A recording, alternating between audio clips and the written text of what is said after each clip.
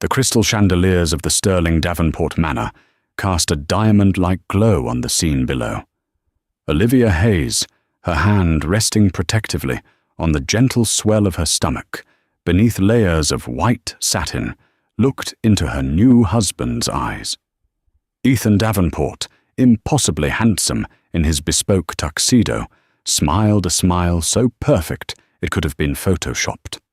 This was it, the culmination of a fairy tale she never dared to dream. Her modest past was behind her, and a future of love and security stretched ahead. But as the band began to play, a ripple of unease spread through the gilded hall. A woman in a blood-red dress had just appeared, and the perfect smile on Ethan's face began to crack. Olivia felt the weight of the day settle upon her shoulders, a pleasant burden woven from lace silk and the heavy scent of 1,000 white roses. The Sterling Davenport Manor wasn't just a venue, it was a declaration, a sprawling stone testament to generations of wealth, its manicured lawns rolling down to a private lake that shimmered like a sheet of hammered silver under the afternoon sun. Every detail from the string quartet playing softly in the grand foyer to the ice sculpture of 2 intertwined swans was a reminder that she, Olivia Hayes, daughter of a retired mechanic from a quiet suburban street, was now a Davenport. She smoothed a hand over the intricate beading of her gown, the gesture less about the dress and more about the life stirring within it. At 5 months pregnant, she was more than just a bride. She was the future matriarch, the carrier of the next Davenport heir. Or so Ethan had whispered to her during their first dance, his breath warm against her ear. He had been her rock, her champion against the quiet, cutting disapproval of his family. His mother, Victoria Davenport, was the architect of that disapproval. A woman sculpted from ice and ambition, Victoria moved through the world as if it were a boardroom she was about to conquer.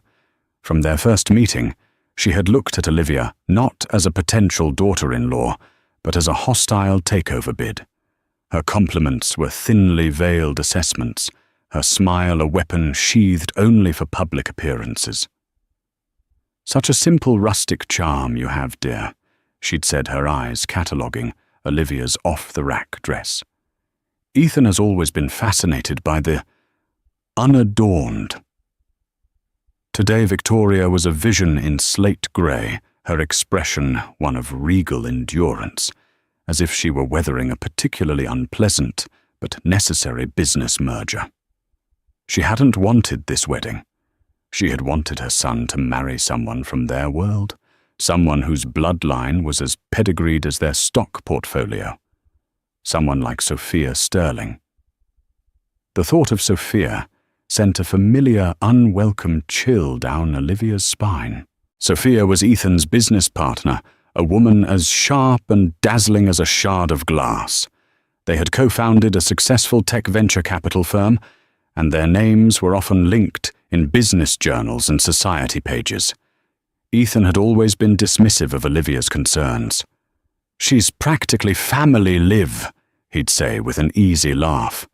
"Her family co-owned this estate with mine generations ago. We've known each other since we were in diapers. It's purely platonic."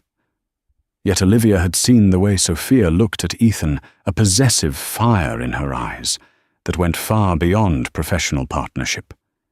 And she had felt the sting of Sophia's condescension, her backhanded compliments about Olivia's bravery for entering a world she knew nothing about. Sophia hadn't been invited today, a point on which Olivia had insisted, and Ethan had, after a surprisingly tense argument, conceded. The victory had felt hollow, a temporary reprieve rather than a permanent solution. Standing near the towering 7-tiered cake was her own small contingent of reality. Her father, Robert Hayes, looked profoundly uncomfortable in his rented tuxedo, his mechanic's hands scrubbed clean, but still bearing the faint tracery of a lifetime of honest work clasped awkwardly in front of him. He was a man of quiet integrity, more at home under the hood of a car than in a hall dripping with chandeliers. He loved Olivia fiercely and trusted Ethan conditionally. "He seems like a good man," he'd told her, "but money like that, it changes the rules, Liv. Just be careful." His words echoed in her mind, now a quiet hum of caution beneath the joyful music. Beside him was Jessica Miller, Olivia's maid of honor, and her oldest friend. Jessica, a fiery redhead with an uncanny ability to spot insincerity at 100 paces, had never trusted Ethan. "He's too polished," she'd argued more than once over cheap wine in Olivia's tiny apartment. "Nobody is that perfect. It's like he's playing a part, and I keep waiting for him to forget his lines." Today Jessica wore a brave smile and a bridesmaid's dress. She loathed her eyes, scanning the crowd with the vigilance of a Secret Service agent. She was Olivia's shield, her anchor to the person she was before the whirlwind of the Davenport world had swept her up. Ethan materialized at her side, his arm sliding possessively around her waist. "Happy, Mrs. Davenport," he murmured, pressing a kiss to her temple. "Ecstatic," she breathed, leaning into his strength. In his arms the doubts receded. Victoria's coldness, Sophia's shadow, her father's worries, they all seemed like foolish anxieties. Ethan loved her. He had chosen her. He had stood before God and 300 of the East Coast's most influential people and promised to cherish her and their child. That had to be enough. "I have to go speak to Mr. Harrison for a moment," he said, gesturing towards a stern-looking older man with a formidable white mustache. "He's a major investor. Be right back, my love." He strode away effortlessly, slipping back into the role of the charming business scion. Olivia watched him go, a swell of pride and love filling her chest. She saw Victoria intercept him, her hand on his arm, her expression intense as she whispered something in his ear. Ethan's smile tightened for a fraction of a second before he nodded and moved on. A tiny crack in the perfect facade. Olivia told herself she was imagining it. This was her wedding day. It was perfect. It had to be. The reception was in full swing, a symphony of clinking champagne flutes, polite laughter, and the smooth sounds of a live jazz ensemble. The initial formalities were over.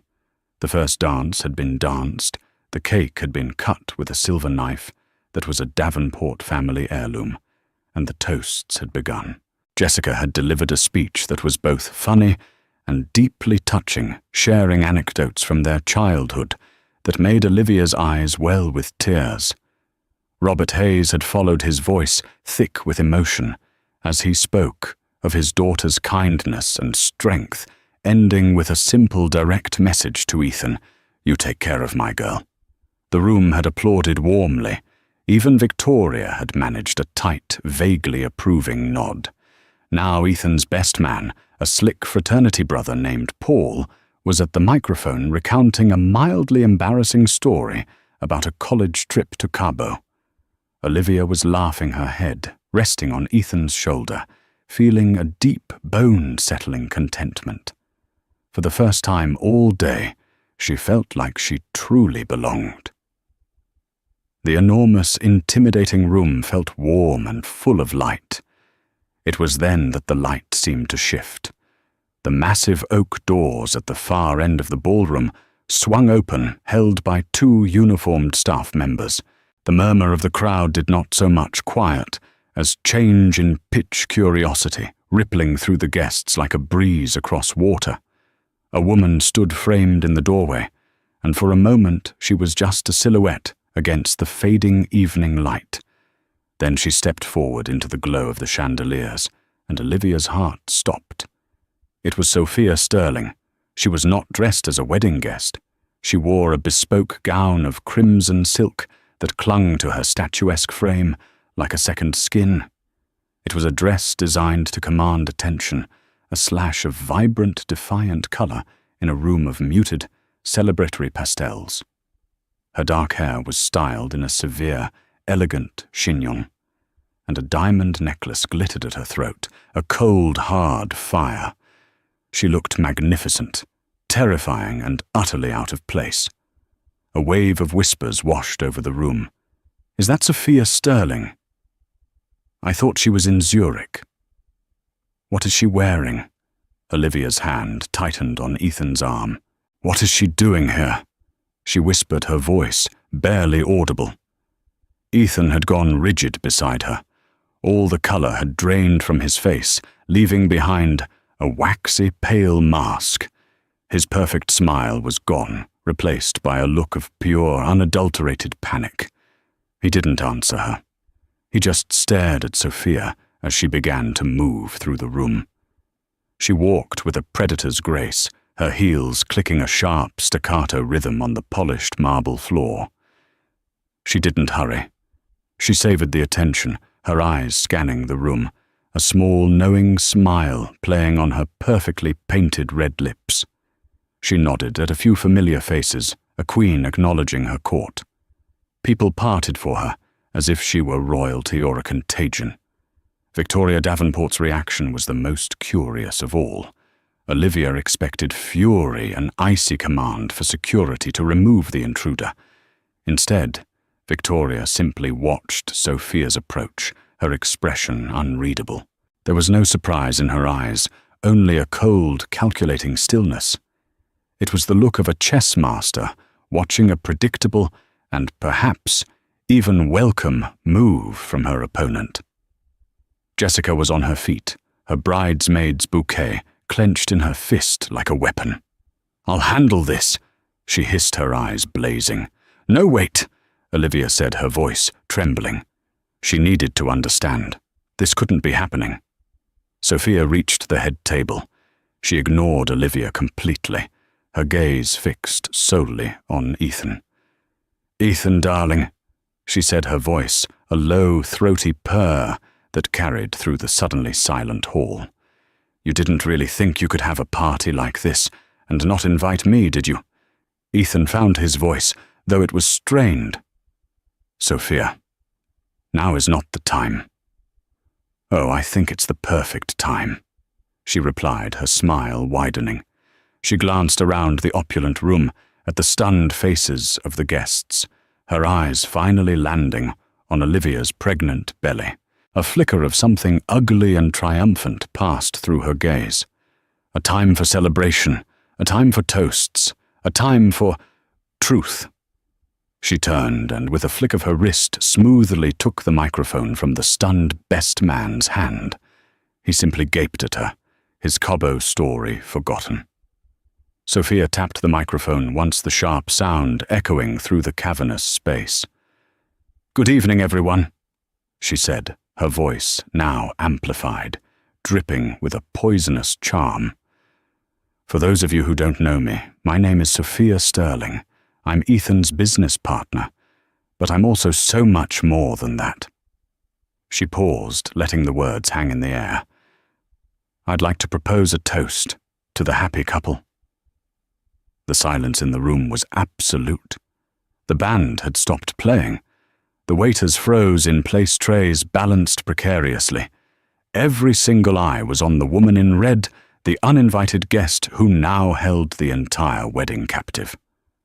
Olivia felt a cold dread seeping into her bones. The fairy tale was over. The nightmare was just beginning.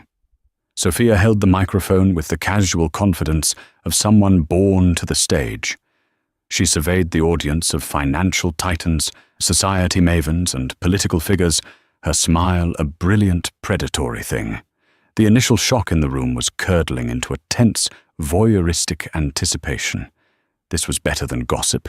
This was a public execution. To Ethan, she began raising an imaginary glass.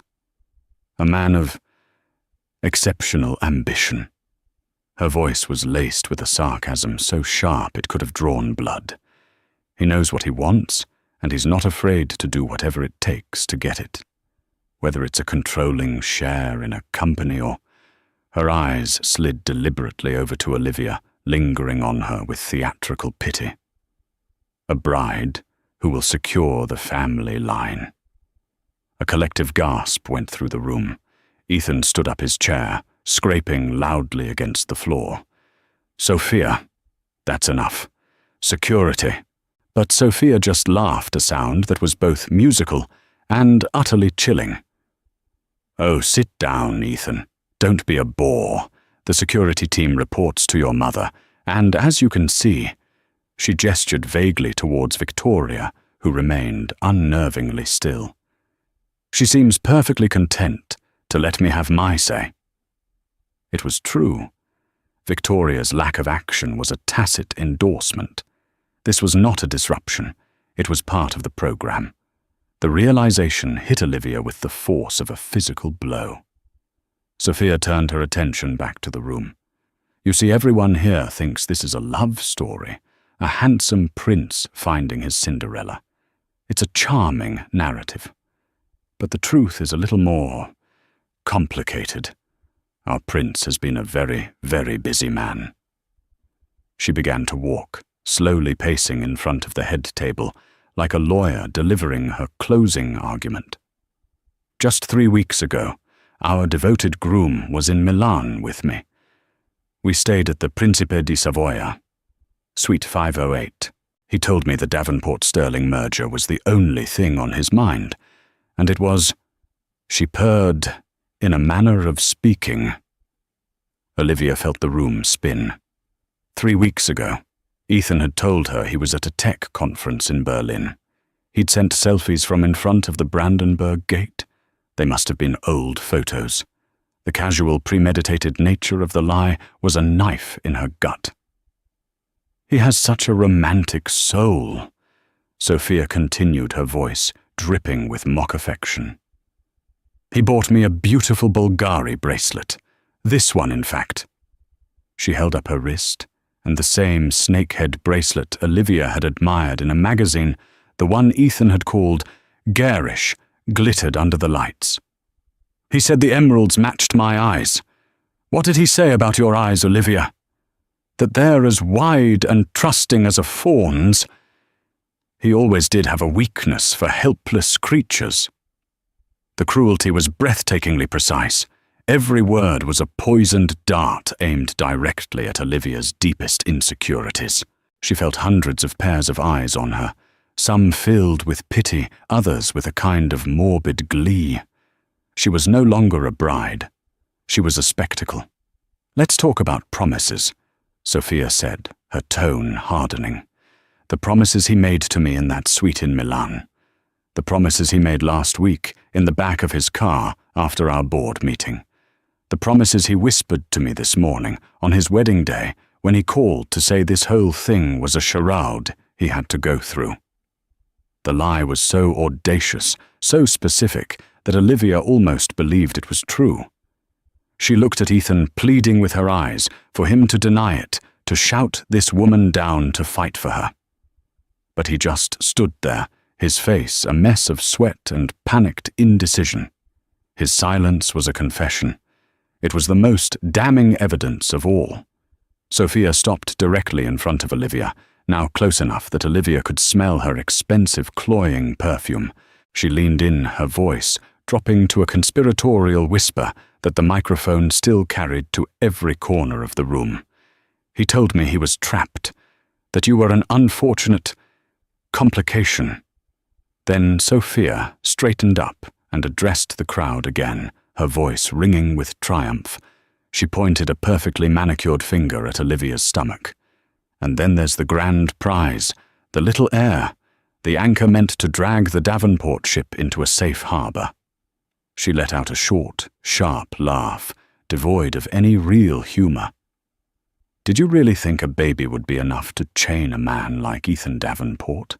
Did you honestly believe that this family— She made a sweeping gesture that encompassed the stony-faced Victoria— would welcome your contribution? This family doesn't welcome mongrels into its pedigree. The word hung in the air, ugly and obscene.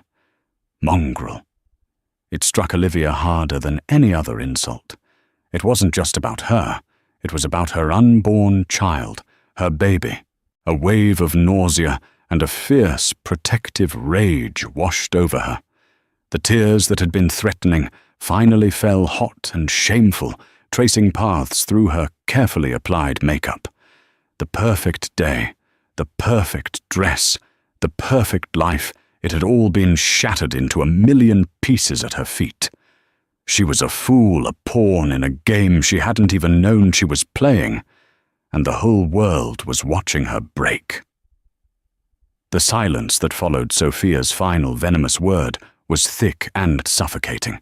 It was broken only by the sound of Olivia's choked sob. Guests exchanged uncomfortable glances, their fingers hovering over the phones they were using to record the carnage. This was a scandal for the ages, a story that would be whispered about at cocktail parties and charity galas for months to come. The Davenports were imploding, and everyone had a front row seat. Ethan, finally spurred to action by the sheer horror of the situation, stammered, "Sophia, get out. Just get out." His voice was weak, pathetic. It held no authority, only the pleading of a boy caught with his hand in the cookie jar. Sophia just smirked, her work done. She placed the microphone back on its stand with a deliberate click, the sound as final as a gavel. Security guards, large men in ill-fitting suits, began to move hesitantly towards the head table, unsure of who their orders should come from. From the furious-looking bride's side, or from Victoria Davenport, who still sat as serene and still as a marble effigy. But before they could take more than 2 steps, another figure moved. It was Robert Hayes. He rose from his seat at a nearby table with a quiet, unhurried grace that seemed to command more attention than all of Sophia's histrionics. He was not a large man. Years of bending over engine blocks had given him a slight stoop, and his rented tuxedo seemed to hang on his frame rather than fit it. But as he walked towards the dais, there was an aura of unshakable dignity about him. He moved through the sea of wealth and power like a granite boulder in a shallow stream. He walked past the confused security guards, who seemed to shrink back from the silent intensity in his eyes. He didn't look at the whispering guests. His focus was entirely on the tableau of betrayal at the head table. He stopped not in front of Sophia, the source of the vitriol, but directly in front of Ethan. He stood there for a long moment, simply looking at the young man who had promised to love and protect his daughter. His eyes, the same clear blue as Olivia's, held a universe of disappointment. When he spoke, his voice wasn't loud. It didn't need to be. It was low and steady, roughened by age and unfiltered cigarettes, and it cut through the silence with absolute authority. "I don't know much about your world." He began, his gaze never leaving Ethan's. "I don't understand hostile takeovers or offshore accounts. I've worked with my hands my entire life. When I fix a man's car, I look him in the eye and I guarantee my work. That's my word. That's my bond." He took a small step closer. Ethan flinched.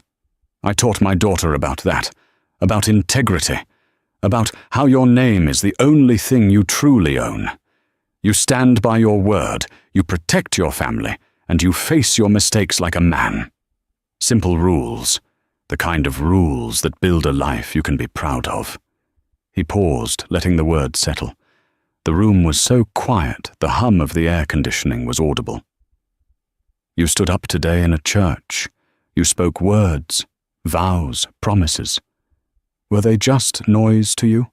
A business transaction? You didn't just lie to my daughter." Robert said, his voice dropping even lower, becoming a gravelly repository of controlled fury. "You disrespected the very idea of a promise. You stood there holding her hand, the mother of your child, and you made a mockery of everything that should be sacred between 2 people. You are not a man. You are a coward, a hollow, gilded shell of a person. You are a disgrace, not just to Olivia, but to the very idea of what a husband and a father should be." He didn't raise his voice, he didn't gesture wildly. His power was in his stillness, in the profound, unimpeachable truth of his words. He had stripped Ethan bare, exposing the weak, frightened boy beneath the expensive suit. Then Robert turned his attention to Victoria Davenport. His expression hardened. He looked at this powerful, untouchable woman as if she were something he'd found leaking oil onto his garage floor. "And you?" He said the word, dripping with a contempt that no amount of money could deflect. "You sat there and watched. You let this happen. You think your money makes you better than everyone else. You think these walls and these diamonds give you class."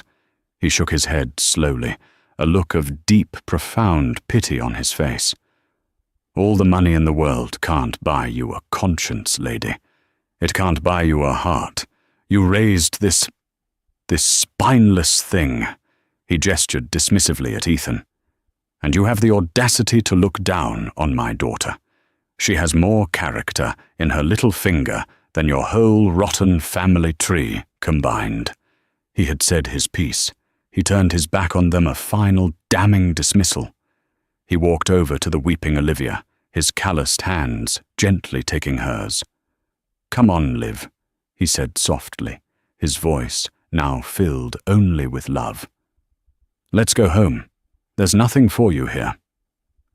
As Robert helped a trembling Olivia to her feet, the atmosphere in the room began to shift. The initial hungry shock of the guests was transmuting into something else. Robert's quiet, powerful speech had acted as a catalyst, changing the chemistry of the room. He had drawn a clear line, not between rich and poor, but between honor and dishonor. The first to cross that line was Mr. Harrison, the formidable investor with the white mustache, whom Ethan had been so eager to impress earlier. He was an old money patriarch, a man whose business acumen was matched only by his legendary temper and his rigid, almost archaic code of personal conduct. He had been observing the entire debacle with a stony expression. Now he stood up, his towering frame commanding immediate attention.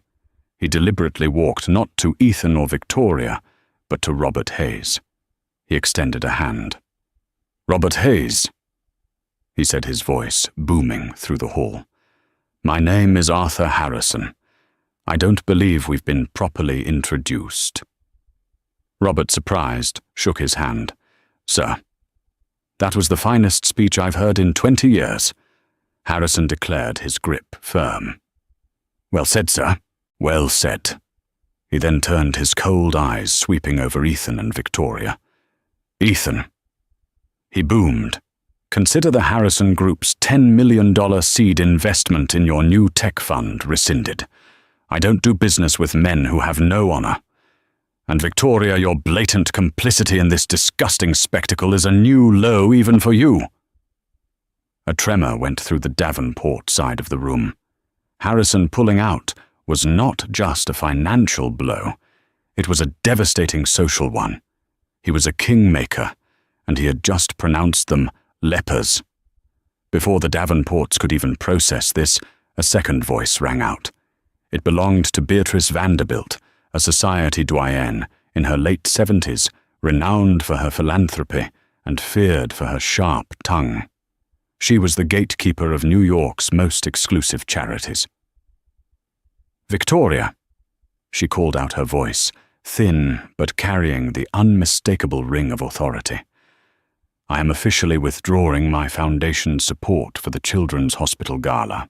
I will not have my name associated with a family that publicly humiliates a pregnant woman and speaks of an unborn child as a mongrel. It is utterly reprehensible." And then the dam broke. It started as a trickle and quickly became a flood.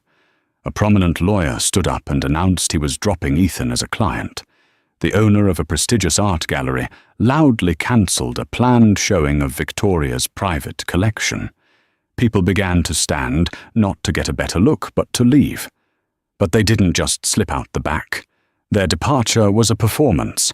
It was a public, deliberate, and systematic dismantling of the Davenport social empire. Many of these guests had long chafed under Victoria's tyrannical social rule or had been burned by Ethan's ruthless business practices. They had smiled at the Davenports' parties and accepted their invitations, but beneath the surface, resentment simmered. Sophia's drama and Robert's integrity had given them the perfect excuse, a righteous banner under which to finally rebel. They walked past the head table, a parade of condemnation. Some offered quiet words of support to Olivia as they passed.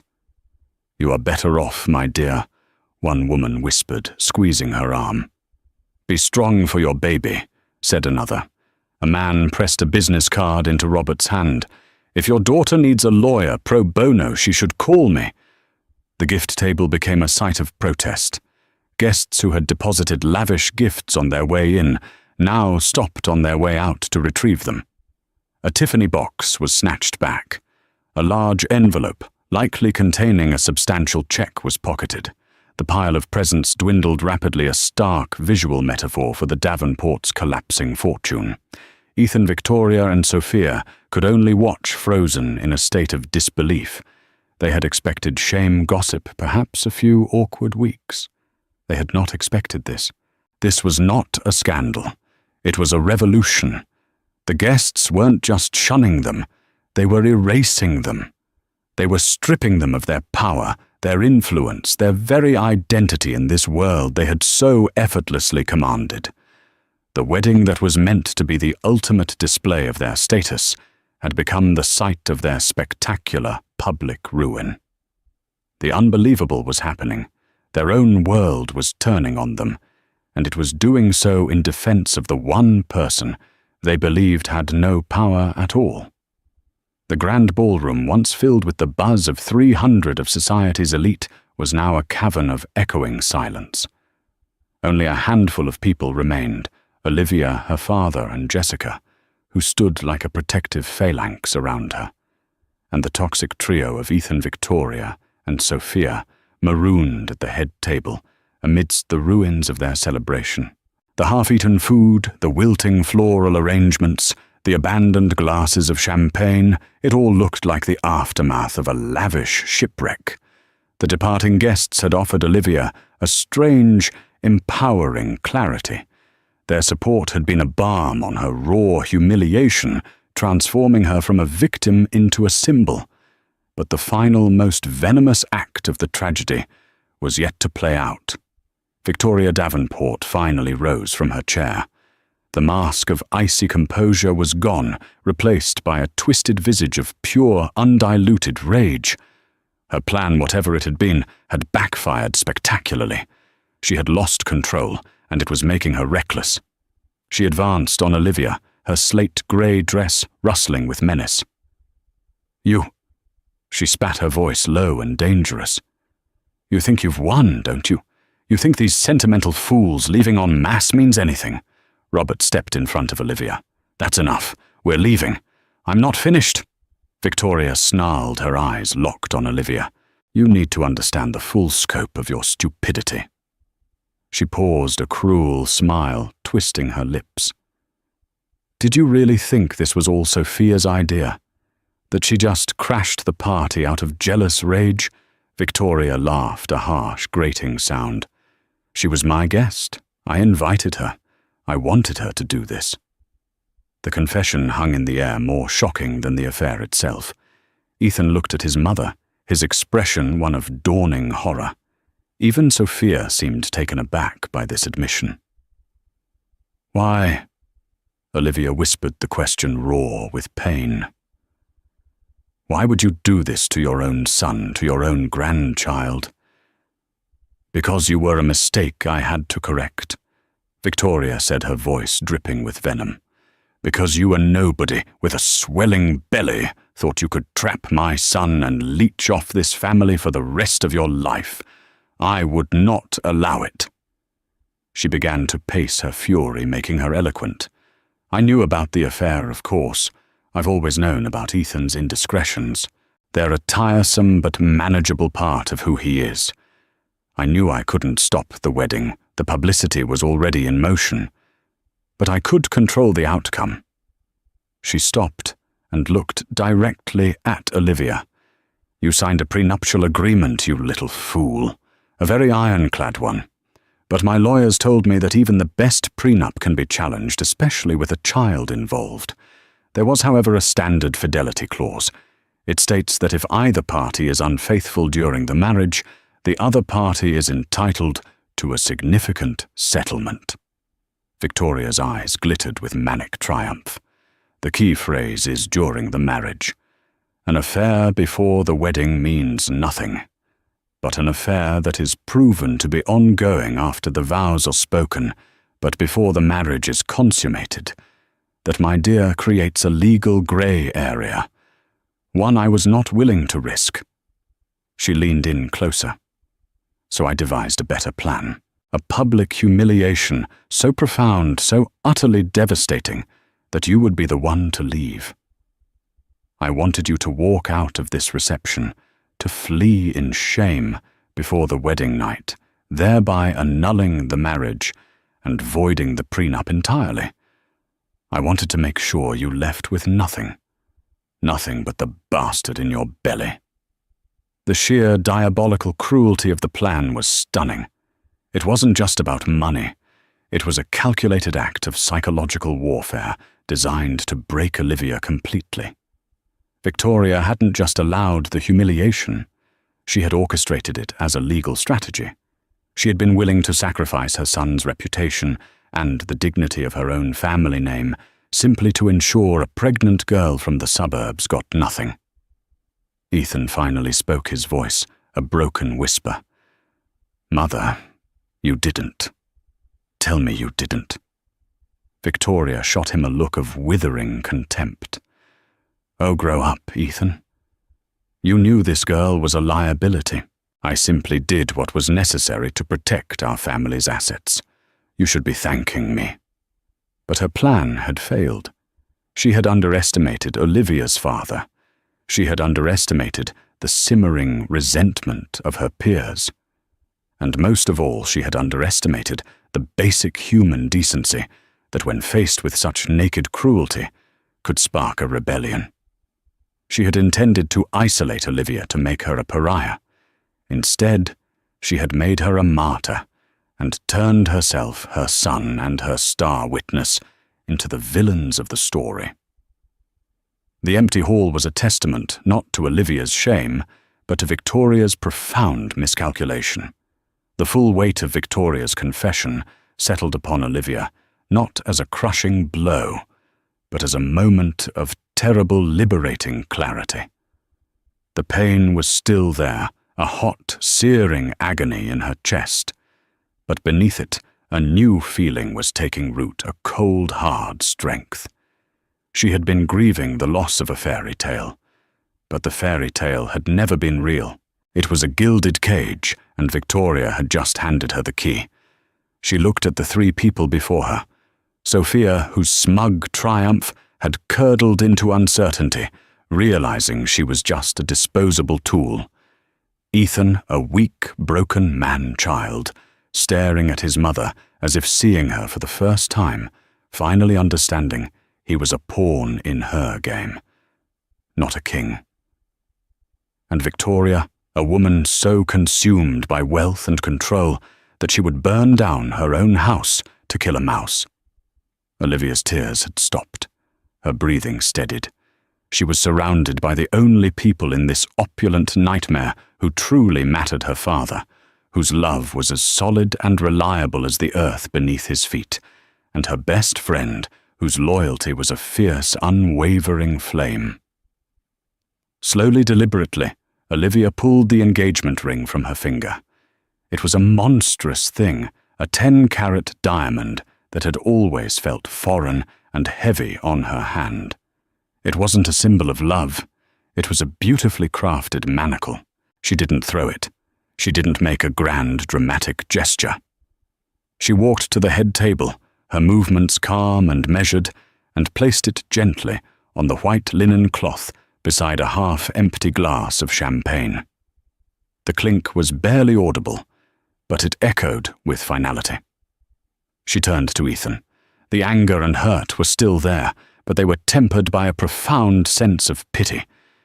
He wasn't a monster. He was just nothing. An empty vessel, filled only with his mother's ambition and his own fear. "I used to feel sorry for you," she said, her voice clear and steady, devoid of the tremor it had held just minutes before. "I thought you were trapped by your mother, by your family's expectations. I thought I could save you." She shook her head, a small, sad gesture. "But you don't want to be saved. You're comfortable in your cage. You didn't lose a wife today, Ethan.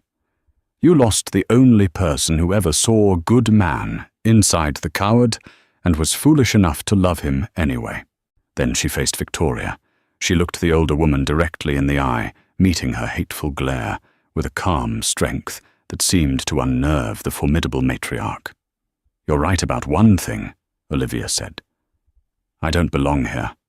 I was so dazzled by the money and the fantasy that I almost forgot who I am. I am the daughter of a man who values his word above all else. A man who taught me that wealth has nothing to do with what's in your bank account, and everything to do with the love you give and the integrity you keep." She placed a hand on her belly. "You call my child a bastard and a mongrel, but this baby will be born from love, my love, and they will be raised in a home rich with things your money can never buy: honesty, courage, and unconditional love. You can keep your money, you can keep this empty house, and you can keep your hollow son. My father taught me about a different kind of wealth, and today I've finally realized I am the richest woman in this room." With that, she turned her back on them. She took her father's waiting arm and Jessica's hand. The three of them walked away, a unified front of simple, powerful love. They walked across the marble floor, past the abandoned tables and the mocking ice sculpture of the two swans, now slowly melting under the heat of the lights. They didn't look back. They walked out of the Sterling Davenport Manor and into the cool, clean air of the evening. The last image was not of a bride in tatters, but of a woman reclaiming her soul. She was walking away from the ruins of a life that was never hers toward an unknown future. It would be difficult, it would be a struggle, but it would be real. And for the first time in a very long time, Olivia Hayes, not Davenport, was free. The journey away from the Sterling Davenport Manor was a silent 20-mile scream. Olivia sat in the passenger seat of her father's aging, but impeccably maintained, Ford pickup, the stiff fabric of the bench seat, a world away from the plush leather of Ethan's Bentley. The ridiculously expensive couture wedding gown, now feeling like a costume from a life she'd only pretended to live, bunched uncomfortably around her legs. She stared out the window, watching the grand gated estates of the super-rich give way to the modest, familiar houses of her hometown. Each passing mile felt like a journey back through time, erasing the last 18 months of her life. Jessica sat in the back, her phone buzzing incessantly in her hand, a furious energy radiating from her. She was fielding texts and calls from friends and family, her replies short and sharp. But inside the cab of the truck, a fragile truce of silence held. There were no words big enough to contain the enormity of what had just happened. Robert drove with a steady, quiet focus, his hands sure on the wheel, his presence a solid, comforting anchor in Olivia's swirling vortex of shock and pain. He didn't offer platitudes or ask if she was okay.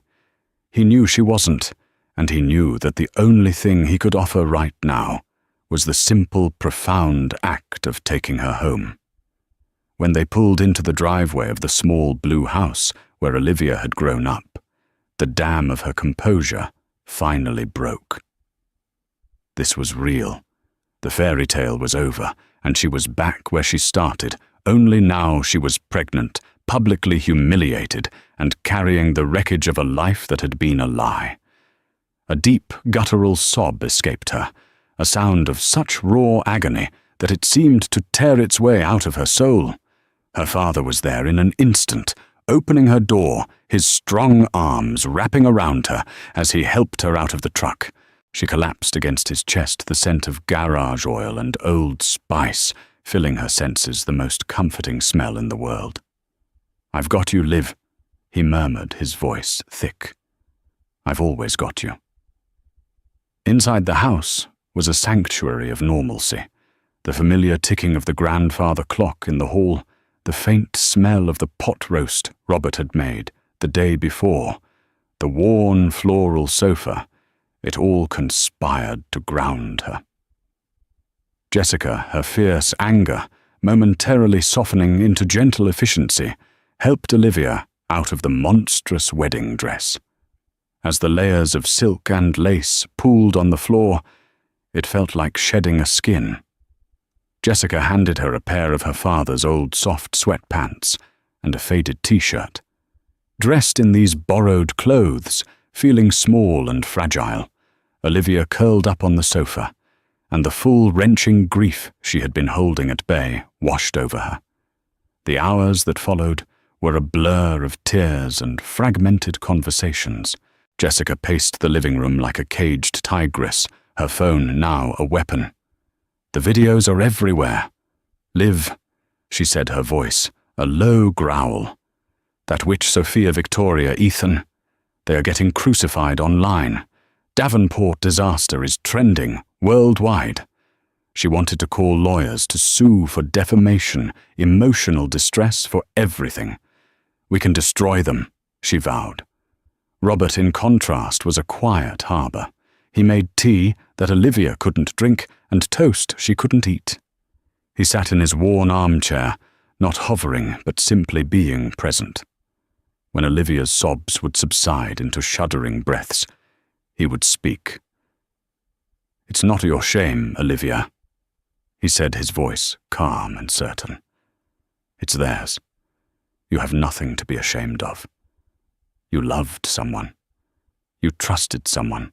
There is no shame in a heart that is open."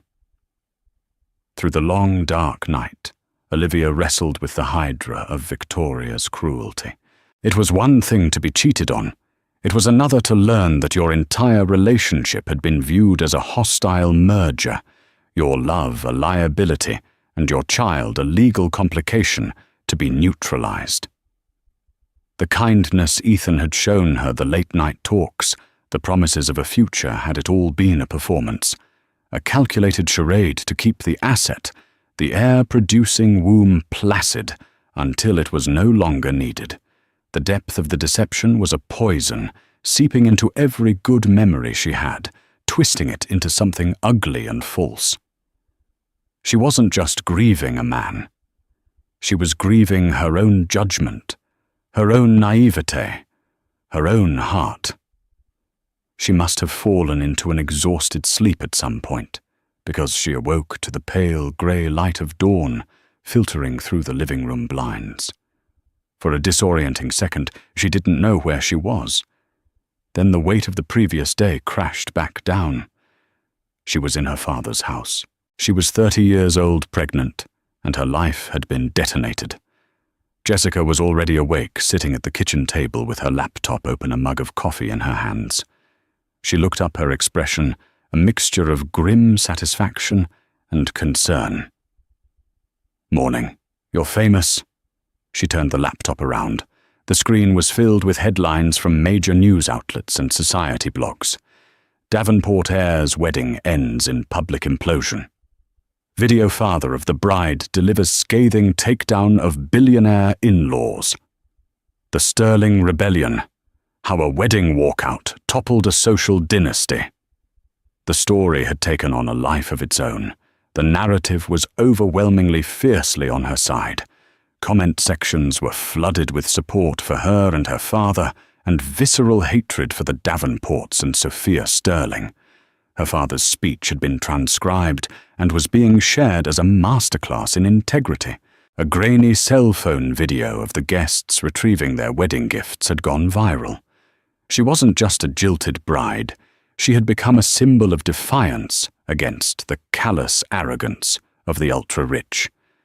Seeing it all laid out, seeing the public's validation, didn't erase the pain, but it cauterized the wound of her humiliation. She wasn't a fool. She was the survivor of a calculated, cruel attack, and the world saw it for what it was. As she was reading her father's old landline phone, a relic he refused to give up rang shrilly from the kitchen wall.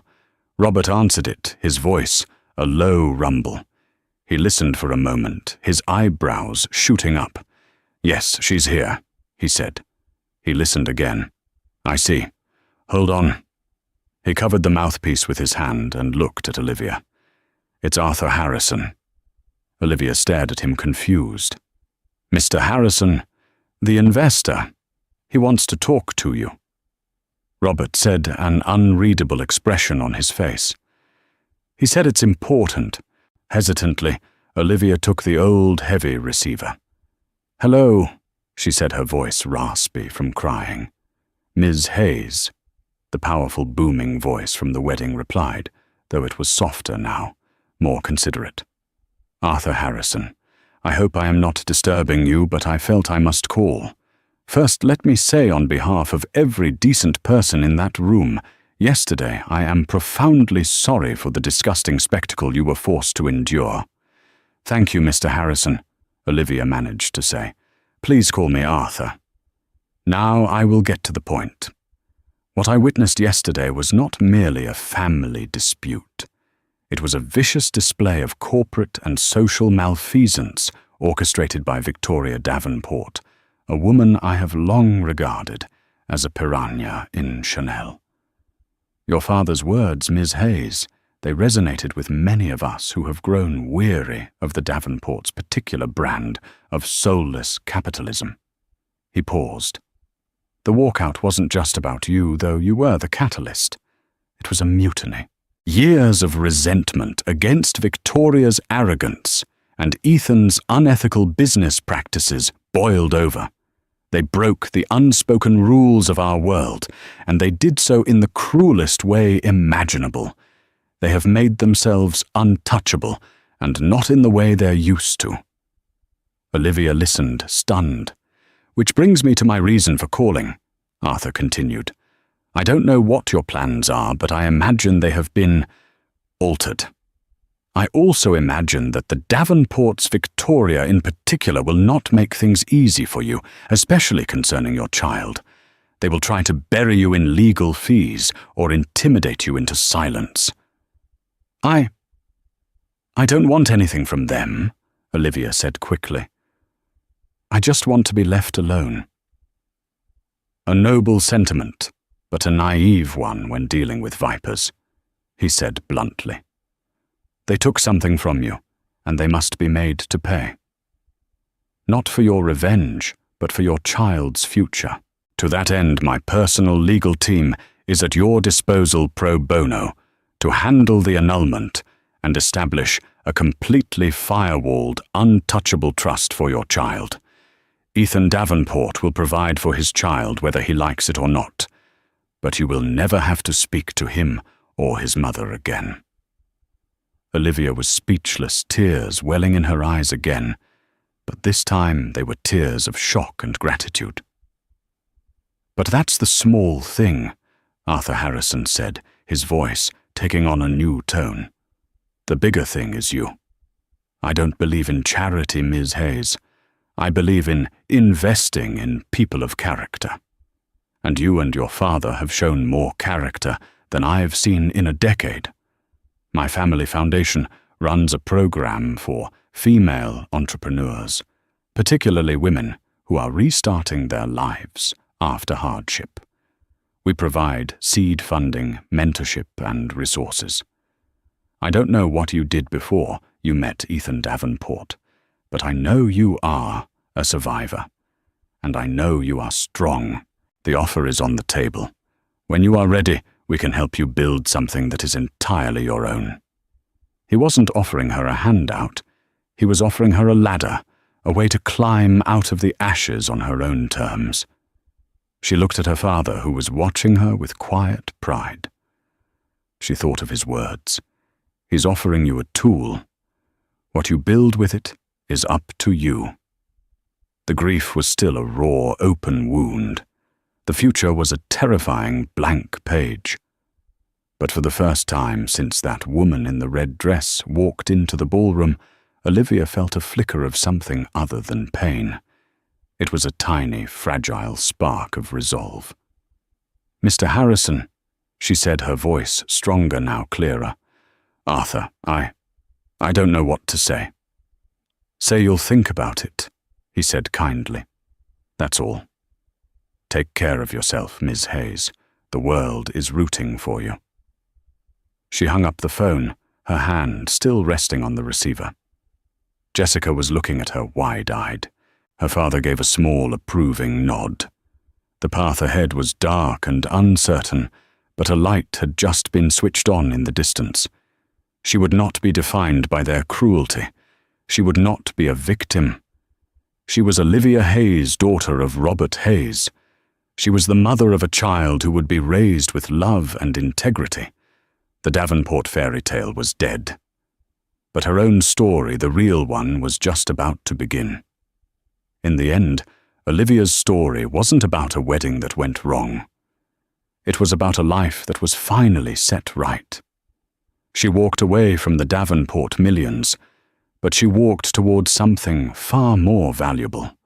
Her own strength, her father's unwavering love, and the freedom to build a life of genuine worth for herself and her child. The Davenports kept their fortune, but their name became a synonym for dishonor. They won the battle for their money, but lost the war for their reputation, proving that true poverty isn't a lack of funds, but a lack of character. Olivia lost a husband, but she found herself. Her story is a powerful reminder that sometimes the most devastating moments of our lives are not endings, but spectacular, necessary beginnings. What would you have done if you were a guest at that wedding? If Olivia's story of resilience and courage moved you, please show your support by hitting that like button.